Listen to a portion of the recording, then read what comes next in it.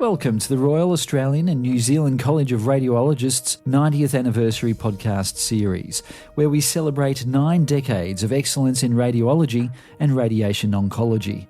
In this special series, we honour the remarkable careers, achievements and contributions of our members who have shaped our college and the profession. Today we're delighted to feature Professor Gillian Duchesne. Professor Duchesne is a distinguished figure in the field of radiation oncology. Renowned for her groundbreaking work in urological cancers with over 2 decades of experience at the Peter MacCallum Cancer Centre, she's been instrumental in advancing radiation treatment technologies and improving patient outcomes. Trained in clinical oncology at the Royal Marsden Hospital in London, she has extensive experience working in prestigious institutions such as the Middlesex Hospital and University College London, where she was also a member of the Education Board of our sister college, the Royal College of Radiologists UK.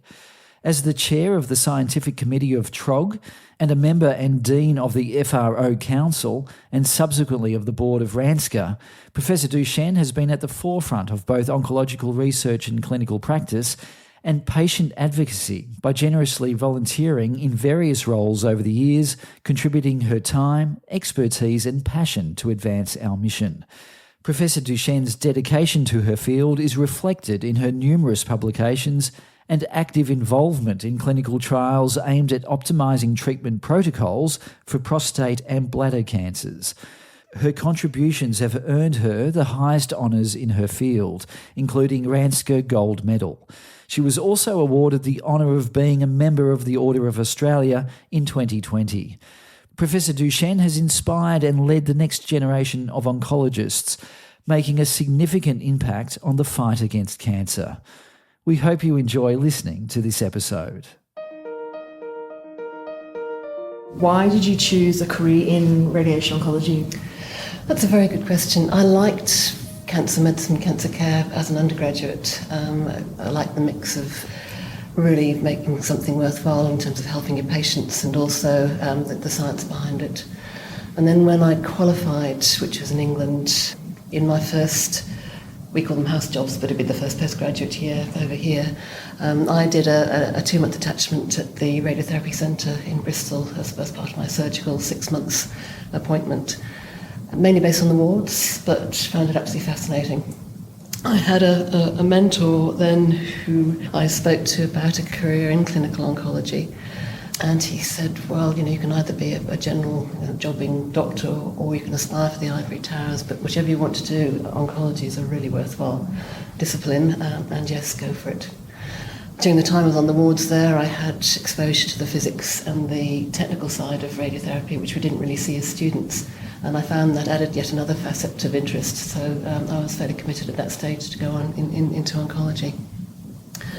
Then after the house jobs in Bristol, I did 2 years in internal medicine at Bath, which is a glorious place to live for a couple of years, even though I was working very hard. And then I was lucky enough to get a registrar trainee appointment at the Royal Marsden Hospital in London, which is one of the 2 big cancer hospitals in the UK. In England, we train in clinical oncology, so it's a bit different from here in that you do both radiation and medical oncology as one, and the majority of cancer care is delivered by clinical oncologists in the UK, although the medical oncologists are becoming more numerous. So I have the background in both medical and radiation oncology from that. So could you tell me a little bit about your career, like where you've taken your radiation oncology? No, it's funny, I don't know how many people plan from day one how their career is going to pan out. You have to be prepared, I think, to be flexible, and you have to take the opportunities as they appear. I alluded already that my mentor in Bristol, said, did I really want to do academia or did I want to be a jobbing physician? When I got to the Marsden, the academic environment there was fantastic. So I did 3.5 years registrar training, got my fellowship, and then disappeared off into the labs for 2 years to do a doctorate in cell biology, which was, again, another facet which was absolutely fascinating, superb. People said, oh, you'll miss the clinic, and actually you don't, because you get so much more out of that. And understanding the scientific method then allows you, when you come back into the clinic, to look at things with a different perspective. So I did 2 years of doctorate and then returned to the clinical world as a senior registrar again at the Marsden. And I was attached to the academic unit, which specialised basically in urological tumours, which was in those days bladder cancer, and we had the biggest testis cancer practice in the UK because the prof had an appointment with the Royal Navy. So of course all the young men from the Royal Navy with testis cancer. Also lymphoma, so I had 2 years doing that, and I'll come back to that at the end, which was great fun. I started writing papers for myself, which is something you really have to learn to do. Somebody has to guide you through it to start off with. But I was hooked on the academic world then. At the beginning of 1989, I was fortunate to be appointed as a senior lecturer at University College London with a consultant appointment at the Middlesex Hospital. And I was there for 7 years, and I don't think I've ever worked quite so hard in my life, but it was an extraordinarily interesting time. I had a full clinical load, but very well supported by a good clinical team. I continued to run a small lab program, although at that stage it was actually quite difficult to balance everything out. And I set up and ran a master's course in the science of oncology, so cancer sciences masters, which was fantastic. And in fact, it was one of the things that contributed to us receiving the Queen's Award for Higher and Further Education, which was great. So we all trooped off to Buckingham Palace and met Her Majesty and Her Majesty's husband, and got a nice award for that. So that was good. I had no intention of necessarily leaving that position, although I have to say that at that stage, which was in the late 80s, early 90s, in the UK, the health service was getting fairly run down, and the university sector, which was my primary employer, was indeed stretched. So that you did more and more and more, or less and less and less. But people got on and did it. It was one of those things. However, in late 95, early 1996, Prof. Lester Peters took over as the Director of Radiation Oncology at Peter Mac, and he was looking for academic radiation oncologists. And I was offered the chance to come out here and have a look at Peter Mac and see whether I wanted to join in. And the moment, it sounds trite, but it's not. The moment I landed in Australia, I loved the country. And the environment at Peter Mac was just buzzing and thriving because Lester had come in and been revamping things, and it was a superb opportunity. So I made the great decision and jumped with both feet first. But you do that. If you're given an opportunity like that. I was then in my early 40s. If I wasn't going to do it then, I never would. And so we came out here in September 96. So I've just done the 20 years here. And I have to say, I haven't looked back. The opportunities have been superb, clinically, academically, but also in terms of developing my leadership profile, which again was almost serendipitous, as I sort of hinted. It's not something I'd ever necessarily planned to do, but I was always interested in finding out a little bit more, getting a new perspective on something, giving something back. And it just, when was somebody who couldn't say no, and the opportunities, as I say, were superb. So I was Director of Radiation Oncology after Lester stepped down in 2002, so I did 11 years, and I stepped down from that in 2013. Yeah, fabulous. An amazing career. Yeah, it's been superb actually. I'm still working part-time, but I've mentioned to you, I think I've got some issues, so I'm not doing clinical work anymore. I'm happy to say the record. I've got MS, and it obviously has physical effects on me. So I'm still working 7 hours a week, but we'll finish that officially at the end of the year, although will be supervising the students and writing up projects and things, so I'm not going to give it away altogether. No, keep your brain matter working. Exactly, yes.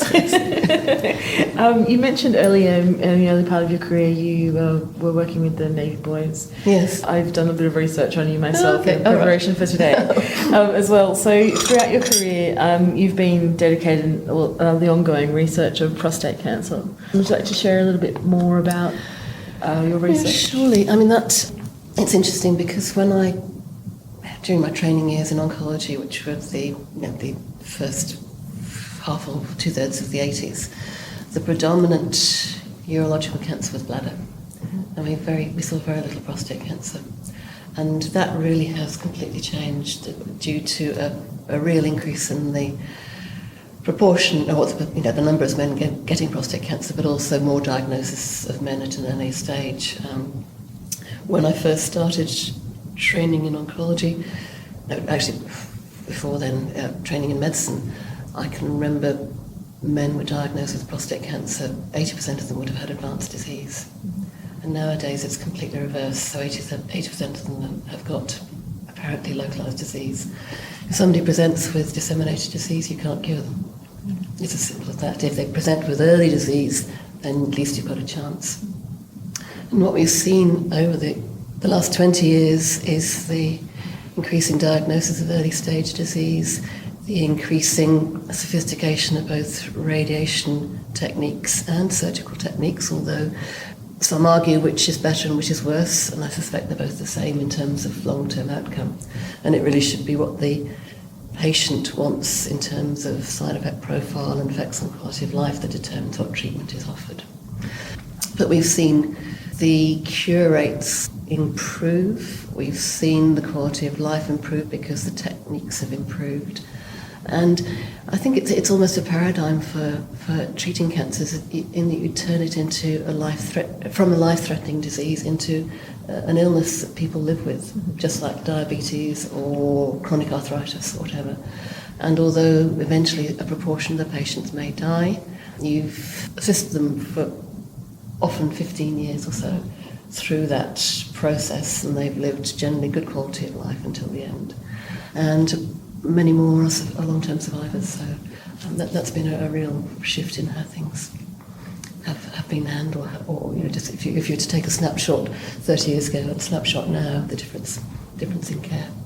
The other thing that's happened with that, and I think it's really pertinent to say in terms of archives, is that patients are now part of the partnership. And it's one thing I've always wanted to, strive for, is to make a patient feel that you're actually working together to get an outcome, and get rid of the patriarchal view, that we make decisions for you, we'll discuss this together and sort it out. I should mention and give tribute to a wonderful person called Ian Roos. I don't know whether you ever have come across him. He was an academic, actually at Peter Mac in the labs at one stage, and then went into education and worked at the University of Melbourne. He got prostate cancer about 15 years ago, aggressive. I was fortunate enough to be his physician and treated him, and he became a most wonderful patient advocate for men with prostate cancer, but more than that, for patients with cancer in general, ensuring good access and so on. He's done a lot of work. He did a lot of work with the college and with both state and federal government to ensure that people had equitable access to radiation therapy and so on. He unfortunately died from his disease about 18 months ago. But he was a real, a model of how the patient as the consumer and the professionals as the care providers can work together to improve how care is delivered. So he was an inspiration to a lot of people. Yeah. It's good to have people like that around. Absolutely. Yes. During your career, how has the development of equipment and technology changed? You touched on it briefly. Well, I reflected back on that. And so I started my training my registrar training in oncology in 1981 at the Marsden, which was, state of the art. And at that time, most of our machines were cobalt-60 radioisotope machines. We had one old, very accurate linear accelerator, but only one in the department. So if you look now at the technologies available, you've got not only very sophisticated linear accelerators. I don't think there's a cobalt machine left operating in this country, certainly not clinically. You've got techniques which are so sophisticated that you would not have thought 30 years ago that these sort of things would have been possible. Things like VMAT, image guidance, IMRT, they're absolutely unthinkable at that stage.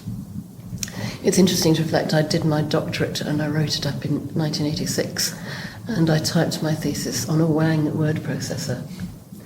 We had just got JANET, the Joint Academic Networking, which was the first internet available and preceded the World Wide Web. And there wasn't generally much computing power apart from pure scientific computers, certainly not to do your word processing.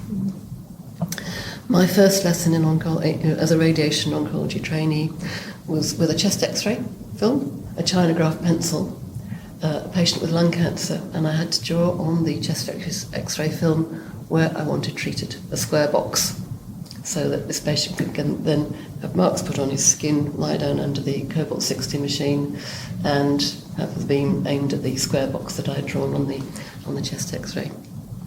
We could do more complicated things than that. We could calculate doses by hand. You could start with an outline of the patient, and you draw on the tumour volume that you wanted to treat, and you had flimsies with the isotopes charts for each field size for each machine, and you could put the flimsy over your tumour volume, and you could work out that if you had 100% of your dose at the surface from this field, you get 60% here, 50% there, 40% there. You'd have another one here, and you'd sum that. You'd have another one here, and you'd sum that. And they'd even examine you on that in your fellowship examinations to know that you could actually do a hand calculation. Nowadays, what you do is you get an MRI fused with a PET scan. You have three-dimensional, perhaps even four-dimensional imaging with time included, and you contour using your beautiful computer graphics to make this three-dimensional image of where your tumour is, and then you send your volume off to your planning computer and get it to do all the number crunching, and you get a plan back in an hour, and it's perfect. So that's the transition due to computing power has been dramatic, and of course it remains to be seen what will happen over the next 10, 20 years. Yeah. It'll be quite extraordinary, I think. It'll be very interesting to see. Yeah, it will be a technology explosion. Yeah. You are an active member of the RANZCR College, a well-invested member of the Faculty of Radiation Oncology Board since 2001. Would you like to reflect on your time as a board representative? Highlights, lowlights, no lights, bright lights? Harking back to something I said a little bit earlier, I'll take a step back and reflect on why I became involved with the college in the first place. It's not easy to answer, but I've always wanted to contribute to building our profession and ultimately to ensure that we deliver the best possible care for our patients. Also said I'm eternally curious and have a lifelong interest in finding out about new things and things outside direct clinical care. I went off and did a grad cert in health economics about 5 years ago because I thought that was actually relevant to the way we look at how we apportion the scarce health dollar to get the best bang for our buck for cancer care. And it's not only that, it actually keeps your interest alive. You know, clinical practice, I can remember seeing some of my peers or immediate seniors getting their consultant post at, in their mid-30s and thinking, now I can relax, I'm going to be doing this job for the next 30 years. And it is interesting, but you can't be doing the same thing forever. And I think to embrace new ideas, new thoughts, to get other people's ideas on things and to take their perspective is really important. So I put my hand up for election to the FRO board in 2001 and was successful. And I stayed on the board as was for 9 years. And during that time I was trying to remember exactly what I'd done. It sounds silly. But we did prepare a number of position statements and guidance documents and so on, and I contributed to a lot of those. I also took over from Liz Kenny when she moved on to be president and to other things, some of the work with the development of radiation oncology quality standards, which are incredibly important for ensuring at least a minimum structure to make sure that care is delivered in a high quality fashion. We also, during that time, set up close liaison with our two sister professions, so the radiation oncology medical physicists and the radiation therapists through the Australian Institute of Radiography. And that's been a really powerful alliance called the Tripartite Committee, so the three different groups. In the early 2000s, there was a big review of the provision of radiation oncology and therapy services in Australia called the Bourne Review, and that highlighted the fact that access was far from optimal. So there's a good body of work around showing that about 50% of patients with cancer will benefit from having radiation therapy at some time during their disease course. And it was evident that particularly in rural and regional areas, but also some inner city, metropolitan areas, that the utilisation rates were way down, perhaps only 2/3 of optimal. And Professor Baum actually produced a report which had something like 100 recommendations as to how to improve the delivery of radiation therapy to our patients. The federal and state governments, to their credit, recognise this as a really important piece of work. And as the Tripartite Committee, we were one of the key professional groups to provide input into the processes that government set up to try and improve access. There are a number of initiatives like the single machine units, which were started as a trial run by the federal government in combination with the states. There were a large number of working groups to look at how you might best improve access, and it was a very good demonstration of how the profession, with the patients right at the front, could work with governments to try and improve care. INRUS was a real key part of that alliance as well. And the utilisation of radiation therapy in terms of numbers treated has gone up enormously, and regional access, including places like Darwin, which had nothing, now have got regional centres, which is fantastic. It's sad to say that the absolute percentage has stayed about the same because the incidence of cancer has gone up. So there's still work to be done. But people are aware, and a lot of the government, state and federal, are still talking to us. The other thing I did, again, never saying no, is that I got involved with TROG, the Trans-Tasman Radiation Oncology Group, which was set up by some now senior radiation oncologists about 25 years ago.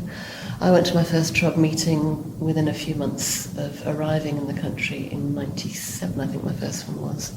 And I was just blown away by the enthusiasm, the interaction, the scientific rigour, the debate that the radiation oncologists in this country and New Zealand were having. And the people who set it up and run it had got the vision to say, we've got strength in numbers, multi-centre trials are where it's at, nobody can do anything on their own, let's work together. So I was very pleased to be part of that organisation, and in, I suppose, I'm trying to get the timing right, in the mid-2000s I became chair of the TROG Scientific Committee, as well as serving on the faculty board. So I was in what was probably a unique position to see both the professional educational side and the research side and to span the two organisations. For some time they'd actually been running, perhaps not even in parallel, but slightly divergent, because there was a research rigour and perhaps not arrogance but superiority in TROG, in that we know how to do research. The college can educate, but actually we can add, we're doing something slightly above that. And there were some tensions as to which organisation should do what. And I think we, through the late 2000s, we were beginning to pull those two lines together. And it's my belief now that the faculty and TROG are now much more aligned, much more interactive. If you go to a TROG meeting, for example, the first day before the real clinical trial review part is dedicated to trainees, and they learn the clinical trial statistics as part of their college requirements. So it's much more closely aligned. I'm not saying that I did a huge amount to bring that about, but I put the idea there, and a lot of other people have worked very hard to make sure that the interactions have been cemented. So I think that's really important to align those two. What about the lowlights? Well, one of the hardest projects I undertook was being the chair of a project we did with federal government called the UNRATAC project. We have been criticised in this country for adopting new technology in radiation therapy fairly late. Unlike our diagnostic colleagues who can get access to the better and newer generation scanners, we often find that we may lag 5, 8, 10 years behind North America, for example. And there are two reasons for that. One is that we're a very small market to sell the linear accelerators. And so the manufacturers actually don't take a lot of notice of us. They're very supportive here, but the local groups or local companies are viewed as tiny compared with the big markets elsewhere in the world. The second is when you're looking at outcomes for radiation therapy, you may well be waiting 5 or 10 years to see if a technical innovation will actually make a long-term difference. It might make a short-term difference, but really what's important is whether you improve the percentage of survivorship or the quality of survivorship. And often you might not know that for 10 years. And so the governments, through the MSAC process, will say, well, look, where's the evidence that RMRT is better than the old-fashioned way of giving radiotherapy? We worked closely with Doha, the federal department, on a project called UNRATAT, which was designed to try and find a way of using surrogate endpoints which we could obtain in 6 months or a year rather than having to wait 10 years. And I think I turned grey overnight, well, not overnight, but it was an incredible amount of work. We produced reports that thick in the end. It was an 18-month project. A lot of it had to go through local institutional ethics committees, and that was a nightmare. We got there in the end. MSAC has yet to agree that this is the way forward, but recognises that some of the health economic analyses we do are actually relevant and should be included. But the wheels take a long time to turn and things to change. So that was a hard one. Having said that, you do learn the frustrations that not only we feel, but the frustrations that the bureaucrats feel, because the rules and regulations are there for a purpose. They slow things down, but if you didn't have them, chaos might win. And finally, I think in terms of what I have contributed to the college, I was a prime mover behind the restructuring. I saw the way that council, which used to be essentially the clinical radiology faculty board as such, plus 2 members from radiation oncology, which was meant to be the oversight body for the college, the council. Basically 95% of those meetings were taken up, quite rightly, because it was the only arena in which they could do it, with the clinical radiology business. And there wasn't really a clearly defined responsible core group of people to undertake the corporate governance, which as a company we had to have. It also meant that the clinical radiologists had a couple of radiation oncologists sitting in on the meetings, which may or may not have been relevant. So it felt much cleaner and clearer to me to make sure that each faculty had their own identity, their own council now, and the board was constituted as a lean, mean corporate board to comply with governance requirements. So I think I was partly responsible for the change, and I think it was the appropriate thing to do, and I think it's really working well now. So. Tonight you will receive the RANZCR Gold Medal. It must be an extremely proud moment in your career, given all your dedication to the college and the industry. Would you like to tell me a little bit about the upcoming? It was. I was absolutely dumbfounded when I got the letter saying that I'd been awarded it. I felt sort of almost numb, and I think it hasn't really quite sunk in. Mm-hmm. I've told you, the fact that my little brother's just been awarded the CM, so we sort of both shook our heads and said, look, this is silly, we do things because we think we should, and we do things right because we think we should do it right, and it was just a wonderful, wonderful feeling. I'm also extraordinarily grateful to those who nominated me. I don't know who it was. I think I had an inkling because we had a research strategic meeting at the college about 3 months ago, and Bridget Hickey, who's a radiation oncologist on the board, seemed to know an awful lot about my career, and I didn't know how she had. So I thought something's going on, but I really had no idea of this, and I think it's just incredible that my colleagues think enough of me to nominate me, and for the board to approve that nomination. And when I think of previous people who've been granted that honour, Rod Withers, who was probably one of the most outstanding radiation oncologists in our history, not just our college, but in the States as well, and Lester Peters likewise. That's just it's the highlight of my career, really. I don't know how I'm going to cope this evening, I really don't. You need to go back to the hotel and have a nap. Yeah, exactly, yes, I think you're right. As an industry mentor, you must know you're an industry mentor. I do know, but I've never, it's only just beginning to sink in. Yeah, that's right. Yeah. Do you have any advice for upcoming radiation oncologists? Look, I've reflected on this quite a lot, not just because of this interview, but over the past few years. I think the medical world is becoming incredibly difficult. It's always been difficult in many ways because of the long hours, and that's rearing its head again, particularly in England, which I've been following. The NHS is putting junior doctors' contracts back where they were, 30 years ago. It's also becoming increasingly complex, and I think probably the day of the generalist, even generalist specialist, if that makes sense, has probably gone, because I don't think you can provide high quality care if you're trying to spread yourself too thinly over a huge range of literature that you've got to keep pace with, of technology you've got to keep pace with. I think changes are obviously accelerating, and I think people have got to consider that the days of the generalist are past. I also think we've got to keep our eyes wide open in terms of ensuring that the way healthcare is delivered is appropriate for the best patient care.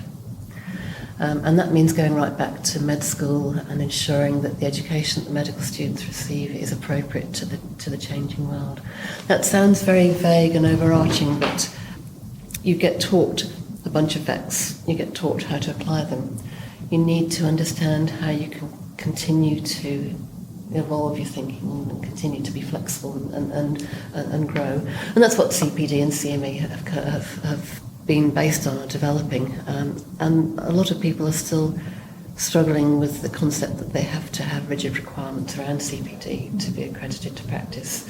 I think it's a shame that's the case, but that's the real world and we have to accept that. We also need to train people to be, well, not politically savvy, but to be aware of how to collaborate with the bureaucrats, with the politicians, with the people who actually run our hospitals, because I for one, when I came through training, I'm sure it's the case, you come through your training, you actually haven't got a clue how these things work, and to be effective advocates for your specialty and hence for your patients, you've got to have some understanding of how those systems work and be prepared to put up your hand and take them on, even if it means learning new skills. I think the fundamental bit of advice that I give is whatever you're going to do, you can't be faulted if you look at it from the point of view of how it's going to affect your patients. The patients come first. Are their outcomes going to be better? How might they be affected by anything I do? And if you take that tenet and you work through, even if you come over with something that isn't popular or it's politically not a happy choice, you can't be shot down. You're doing it for your patient and not for yourself. And I think that's an incredibly strong tenet. And I think you probably guess where I'm coming from with the second one, is that we must maintain and further develop our academic base to ensure everything that we do is underpinned by research ethic, the ability to actually define what we think are the important questions, not necessarily have another group say, well, we know best. We have to be able to defend what we're doing, we have to be able to develop our professional skills. We have to ask the right questions, get the right answers to be right up there and contributing in the multidisciplinary setting to ensure the best care delivery. Yeah. So patients come first, and academic medicine is very important to the future. In your opinion, how can the college draw on the knowledge of our established members to engage their association with the college? Well, that's a very tricky one. I wish I knew the answer. Look, as I was walking across from my hotel, Chris Milross tapped me on the shoulder. He'd just come across, and I asked him how this meeting was going. He said, he said, the registration is as big as it's ever been, and it's gone up 100 last year. And that says to me that members are becoming more engaged, and that's really, really exciting. What we need to do, though, obviously we need to identify the areas which they perceive are important to them in their day-to-day professional lives, about helping those to run more smoothly.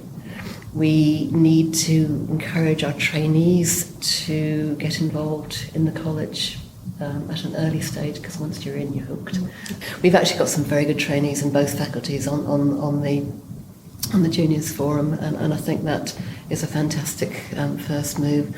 And they've been able to vocalise the things which are concerning them. I mean, in radiation oncology, there is a shortage of consultant positions for them to go to when they finish their training, and that would be awful to be faced with that when you've done, all your medical training and then 5 years specialty training to think you might not have a job. So if we can support them, not necessarily in solving their problems, but in giving them the wherewithal to actually negotiate, to be able to talk to the right people, then I think if they're involved, they're going to be contributing back into the college and be engaged. We touched on this briefly, but where do you see the future of radiation oncology?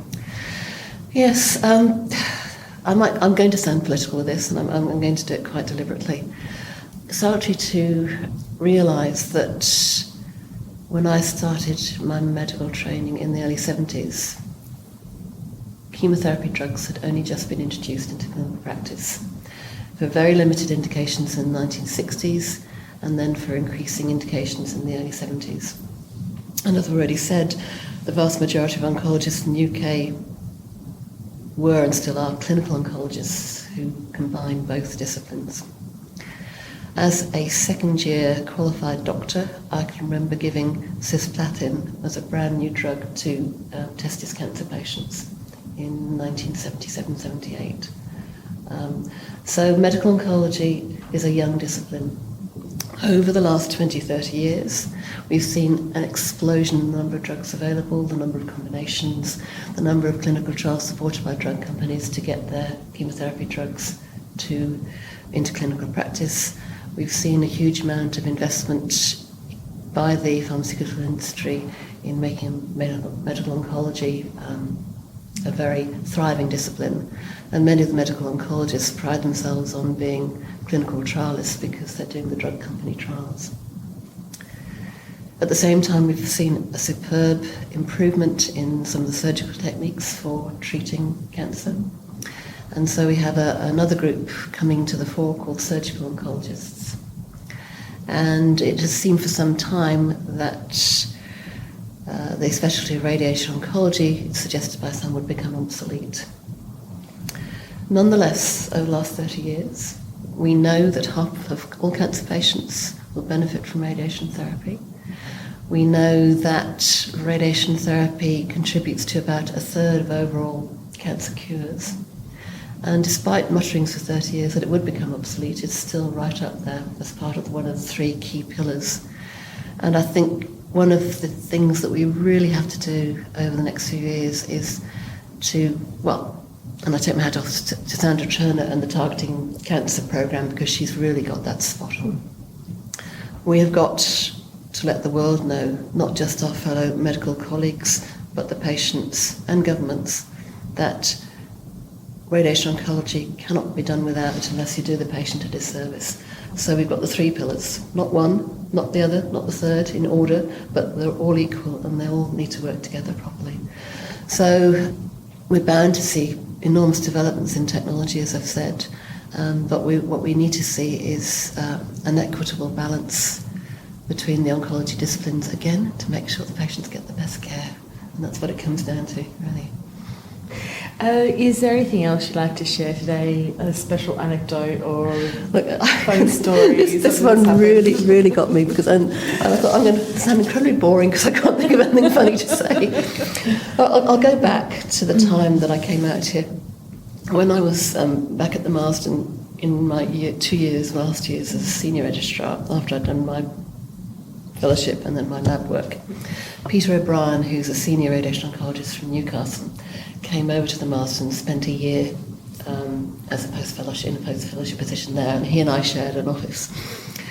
And I swore that I would never get on an aeroplane for 24 hours and visit Australia. Never, ever, ever. So there's a certain irony that the first time I do that, I land in this country and I just felt so at home. And now I jump on a plane and go international probably 3 or 4 times a year, and I don't think twice about it. But if you'd asked me 21 years ago if I'd ever visit Australia, I'd say no, and yet here I am. So there is a tyranny of distance, and in this country, it ceases to be a tyranny because people know how to deal with it. In England, as I worked at Middlesex, I also got involved with our sister college, the Royal College of Radiologists, and I was on their education board for a few years before I came out here. I was lucky because it was a 10-minute walk around the corner to the college. People would grumble in Edinburgh that they actually didn't get fair representation because they'd have to go on a plane for an hour. But we did that without batting an eyelid. And I think that's, this country works its way around the tyranny of distance. So that's a big plus. The second thing I thought of was that, in fact, I came here in September 96. By September 97, I'd been to Newcastle twice. And that's more than probably most Australians have done in their lives. Certainly not within a year, so I thought that was quite a good one. And the third one is, this is part serious. I think the radiation oncology community across Australia and New Zealand is incredibly cohesive. Maybe I just haven't seen it, but I see no factions. I see individuals who are obviously striving for the benefit or the best for their own department or their own city or whatever, but essentially people work together for the greater good. And if you look at the percentage of radiation oncologists who are involved in the college or who are involved in TROG, it's incredibly high. And we all enjoy each other's company. And in fact, one of the outstanding things that's been sort of tradition both at the college ASM and at TROG ASMs is the fact that the radiation oncologists get up and dance at the dinners, and we all dance most people into the floor. And it just shows what a good community we are. So it's been a great privilege to be part of it. Yeah, so. Wonderful. Professor Duchesne, thank you so much for your time today. I really appreciate it. Well, thank you for the opportunity. It's nice to be able to do. So thanks, Eva. Lovely. Thank you. Thank you for joining us in this episode of the 90th Anniversary Podcast series by RANZCR. Stay tuned for more episodes featuring the remarkable stories of our members.